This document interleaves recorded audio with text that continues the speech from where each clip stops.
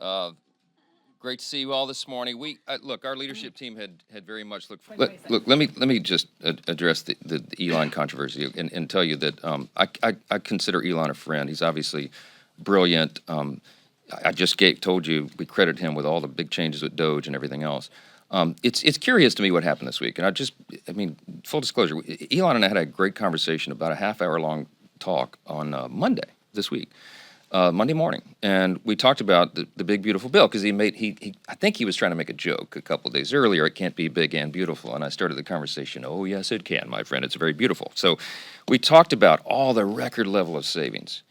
My friends, no government in the history of mankind has ever cut $1.6 trillion in a piece of legislation. We're doing that here. I mean, the extraordinary level of savings and the historic level of tax cuts at the same time, and all these great policy prescriptions. And I talked to Elon through all that and explained to him what we're doing, and that this is just the beginning of a long process of making government more efficient and effective, of cutting wasteful spending, fraud, and abuse. And you can't do it all in one bill. It took Congress decades to get to this situation.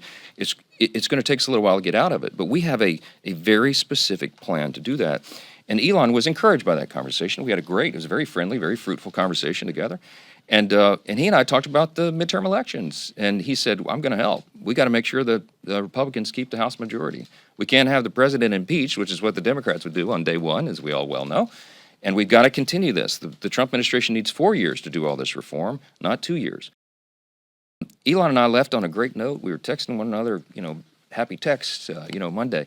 And then yesterday, 24 hours later, he does a 180 and he comes out and opposes the bill. And it surprised me, frankly. And I don't take it personal. We don't take it personal.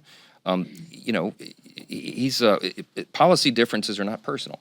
I think he's flat wrong. I think he's way off on this, and I've told him as much, and I've said it publicly and privately. I'm very consistent in that. But am I concerned about the effect of this on the midterms? I'm not. Let me tell you why. Because when the big beautiful bill is done and signed into law, every single American is going to do better.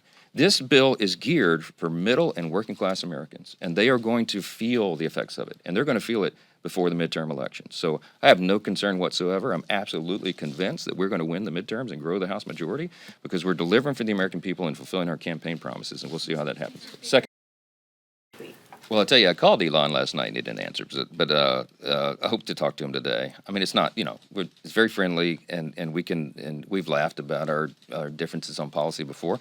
I'm not upset about this, and I think he understands, and he's acknowledged to me before, that this is so serious that we can't fool around with it. I mean, the debt cliff is approaching very quickly, right? All the things that are in this bill are so important for the U.S. economy. It's going to be jet fuel for the U.S. economy. All boats are going to rise, and the sooner we do that, the better, and the risk of not getting it done is enormous, not just for the Republican Party, but for the country. We got to do this. And I think Elon understands the weight of that, and I hope he comes around. I'd love to talk to him this week, and I hope he calls him back today. I talk to President Trump, all the time, multiple times a day. Obviously, we've talked about this.